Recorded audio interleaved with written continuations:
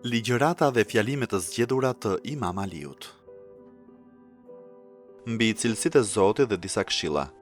Lavdi qoftë Zotit që është i mirënjohur pa qenë i shikuar, që krijon pa u menduar, që ka qenë përherë i qenë edhe kur nuk kishte qiell e kupë qiellore, as perde si dyrë të larta, as natë të errët, pa le më dritë, as oqean të paqtuar, as lartësi e lugina të thella, as vargmale me shtigje zigzake dhe plaja të gjëra në maja.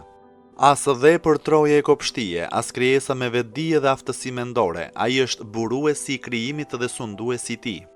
Ai është Zoti i krijimit e i krijesave dhe ushqyesi i tyre. Dielli e hëna vërtiten pa u lodhur kurrë, sepse zbatojnë vullnetin e tij duke bërë të mplaket çdo gjë e freskët dhe të afrohet çdo gjë e largët.